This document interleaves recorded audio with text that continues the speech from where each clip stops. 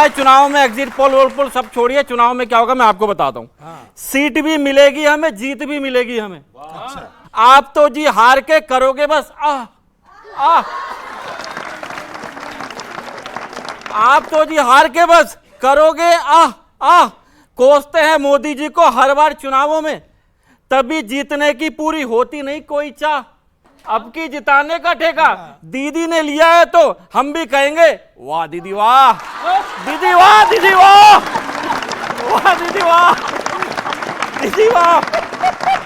अभी एक बागेश्वर से एक शब्द निकल कर आ रहा है, बड़ा वायरल है इन दिनों, तो मुझे लग रहा है कि कांग्रेसी ये बोल रहे हैं, इस वजह से वो सफल नहीं हो पा रहे हैं कि शक्ति भी है, भक्ति भी है और नेक दृष्टि भी है, यही शस्त्र विपक्षियों के धागे खोल देते हैं। मोदी और जनता के मध्य में ना आना, क्योंकि मतदाता ही मोदी जी को ये लीड रोल देते हैं।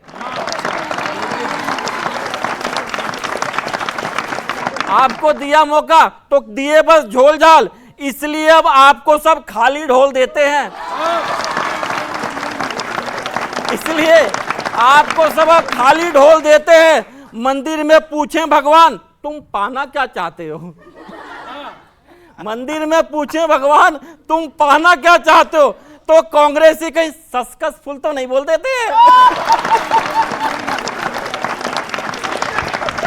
जनता भी जानती है कि मोदी जी कहते हैं देश के दुश्मनों को चैन से सोने नहीं दूंगा। अच्छा, देश के दुश्मनों को चैन से सोने नहीं दूंगा। भारतीय की आन बान शान और खुशियों को मोदी जी का प्रण है कभी खोने नहीं दूंगा। मोदी जी का प्रण है कभी खोने नहीं दूंगा। बी प्राक तो आज गा रहे एनिमल में ये गाना, बी प्राक तो आज गा रहे एनिमल में ये गाना कि आंखों को आंसुओं से भिगोने नहीं दूंगा, पर मोदी जी तो सालों से गा रहे कभी रोने नहीं दूंगा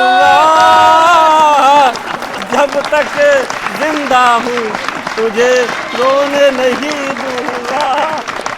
शांति सुकून जरूरी है, सब कुछ पैसा नहीं है। मंदिर मस्जिद का विवाद अब वैसा नहीं है, मंदिर मस्जिद का विवाद अब वैसा नहीं है। लाख कोशिश की पर बदल ना पाए, क्योंकि पूरे विपक्ष में एक नेता मोदी जैसा नहीं है। बहुत बहुत शुक्रिया, धन्यवाद। बहुत बढ़िया नीर जी। अच्छा, अब मैं भी निशाना तो इधर ही रहेगा जेटली जी की तरफ, दाद आपकी मिले, क्योंकि मैं गजल के कुछ शेर सुना रहा हूं और सियासी गजल है, बच्चों मजा आएगा सुनना। न कुछ सजाया न कुछ बनाया तभी है गड़बड़ यकीन मानो, बना बनाया भी बेच खाया तभी है गड़बड़ यकीन मानो। बहुत अच्छा सुना। अगर ऐसे सुना तो एक इससे भी अच्छा शेर सुनाता हूं कि लाख छोड़ो न तो मिले हैं किसी बशर को 1015, बशर माने इंसान, कि लाख छोड़ो न तो मिले हैं किसी बशर को 1015, न काला धन ही पलट के आया तभी है गड़बड़ यकीन मानो, तभी है गड़बड़ यकीन मानो। और ये हारों की वजह क्या है? यकीन मानो यही वजह है पराजयों की कि वोटरों ने बटन कमल का नहीं दबाया, यही है गड़बड़ यकीन मानो।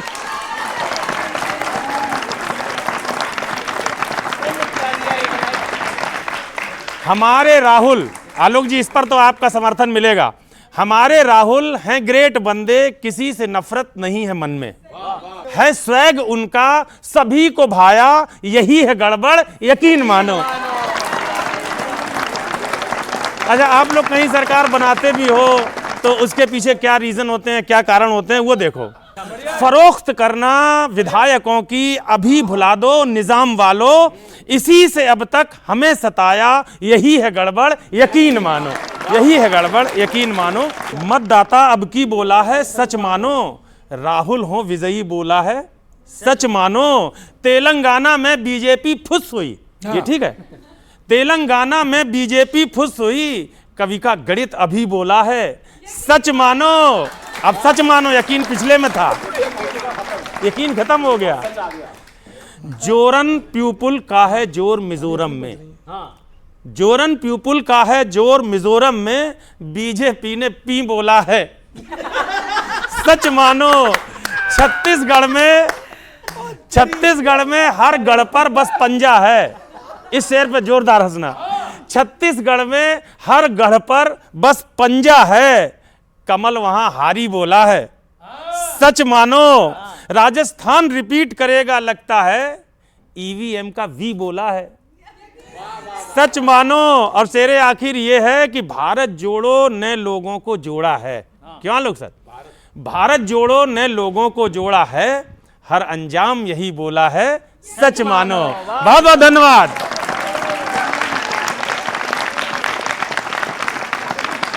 भारत जोड़ो का नुकसान नहीं हुआ? नहीं, मैं तो इनकी बात पे हैरान हो रहा था। अब कमल बोलते हैं, नाथ भूल जाते हैं बार बार। जब बोलते हैं तो नाथ भी साथ लगा दिया करिए। हार मानी है उन्होंने। तो देखिए, भारत जोड़ो में सबसे पहली बात होती है एकजुटता। हम विरोधी नहीं हैं, लेकिन तोड़ने का काम किसने किया और कौन कौन सी राजनीतिक पार्टी उसके साथ जुड़ी। मैं ये नहीं कहता हूँ कि जनगणना नहीं होनी चाहिए, लेकिन उसका पहले से प्रचार करना, उस प्रचार का प्रेस कॉन्फ्रेंस करवाना और ये बताना इस देश के अंदर किस किस जाति के कितने लोग हैं, इससे बड़ा तोड़ना इस देश का कुछ नहीं हो सकता। एक राजनीतिक स्वार्थ के लिए आपने पहले हिंदू मुसलमान के नाम पर तोड़ा, अब आप जातियों के नाम पर तोड़ने पर तुले हैं। तो इससे अंदाज़ा लगाइए किसने तोड़ने की राजनीति की। भारतीय जनता पार्टी हमेशा कहती है एकजुट हो जाइए। ये कांग्रेस बोल के दिखाए इस देश के अंदर सभी लोग बराबर हैं। हमेशा इनका एक नारा रहता है, उस नारे के अंदर कहीं ना कहीं जातिगत भेदभाव नज़र आता है, जातिगत डिवीज़न नज़र आता है। हम कहते हैं एक बार एकजुट होकर बोलने की कोशिश करें, वहीं पर इनका सफाया शुरू हो जाता है। मुझे लगता है बहुत गंभीर विषय है। इसका मतलब जब ओबीसी रिजर्वेशन वीपी सिंह की सरकार ने दिया और बीजेपी ने समर्थन किया, क्या उस समय पर जातिगत आधार पर आप देश को बांट रहे थे? आप 80 और 20 के नाम पर जब वोट मांग रहे थे, जब क्या कर रहे थे? शमशान और कब्रिस्तान, ईद और दिवाली के नाम पर, रामजादे और दूसरे शब्द के नाम पर जब वोट मांग रहे थे, तब क्या कर रहे थे? ये देश समझ चुका है। अब देश पूछ रहा है कि वो 4 लाख करोड़ का जो काला धन था वो कब आएगा? 35 रुपये में लीटर जो है वो डीजल और पेट्रोल कब मिलेगा? 35 रुपये का डॉलर कब मिलेगा? 100 स्मार्ट सिटी कहाँ चली गई हैं? 2 करोड़ रोजगार कहाँ हैं? किसान की इनकम डबल करने का वायदा था, वो 32 रुपये से घट के 27 हो गया। जिस तरह से मोदी जी ने बड़े बड़े भाषण दिए थे, मैं देश नहीं बिकने दूंगा, और सारी की सारी कंपनियां बेच मारी। अब देश पूछ रहा है कि मोदी साहब अब झोला उठाओ और जाओ।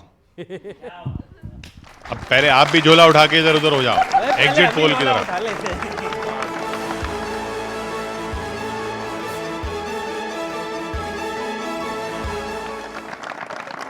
भाजपा, मैं तुमसे कह रहा हूं, अब उनसे हट गया मेरा। आप मुझे अच्छे लगने लगे। अभी तक ये अच्छे लग रहे थे। कि जो भी किए थे वायदे, कोई भी न पूरा हुआ। वायदों पे वायदे कर उधार गई है। हाँ। और जहां पे चुनाव, पेट्रोल गैस सस्ती, वहां जहां पे चुनाव पेट्रोल, तुमने घोषणा करी है, वहां जहां पे चुनाव पेट्रोल गैस सस्ती, वहां बाकी जगह लोगों की जान मार गई है।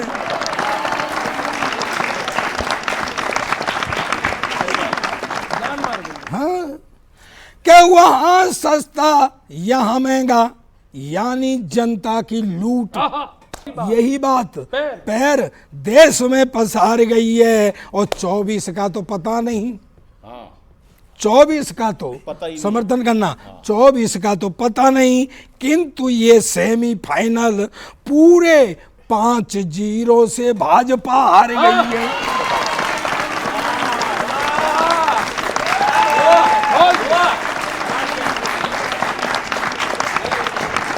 कि एक दूसरे को हरवाते ही रहोगे और अपनी ही जीत वाले झंडे गाड़ लोगे। आप लोग एक दूसरे को हरवाते ही रहोगे और अपनी ही जीत वाले झंडे गाड़ लोगे जी। और हकीकत जब तक सामने नहीं आएगी, ऑफिस में बैठे बैठे ही दहाड़ लोगे जी।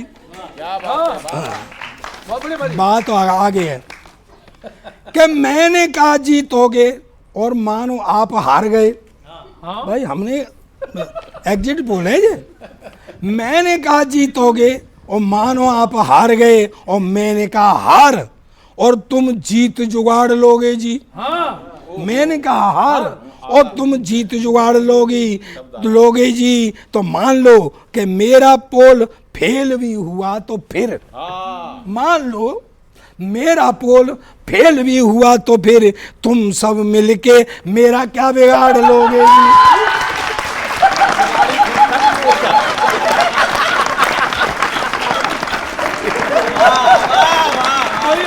देखो जी, बड़ी समझदारी से काम किया इन्होंने, बिगाड़ ही रखा, वरना ये कुछ भी कर सकते थे। चलिए सर, आप बिल्कुल बेफिक्र रहिए, 5 राज्यों में भाजपा आ रही है।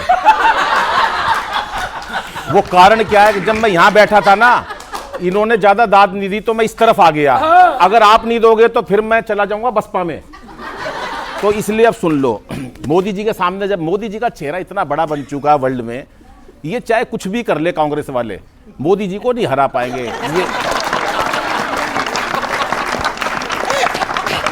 ये इंडिया बना लो, ये लंदन बना लो, ये जापान बना लो, ये अमेरिका बना लो, कुछ नहीं कर सकते मोदी जी का। अब मोदी जी क्या कह रहे हैं, पैरोडी सुनिएगा मस्ती वाले, कि तुम मुझे यूं हरा ना पाओगे, हाँ तुम मुझे यूं हरा ना पाओगे, कितना भी तुम लगा लो जोर यहाँ, जब लड़ोगे मुंह की खाओगे, हाँ तुम मुझे यूं हरा ना पाओगे, हाँ तुम मुझे। अब क्या कह रहे हैं, तुमने जनता को खूब लूटा है, म्यूजिक, इसलिए फिर से तुमको कूटा है, सत्ता पाने के वास्ते बोलो माल कितना फ्री लुटाओगे, हो तुम मुझे यूं हरा ना पाओगे। ओ सारी जनता ने अब ये जान लिया, मोदी देखो, ये भाजपा की ताकत है, कांग्रेस वाले अलाप दे रहे हैं।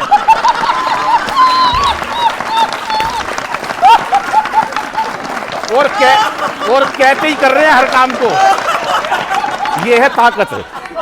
सारी जनता ने अब ये जान लिया,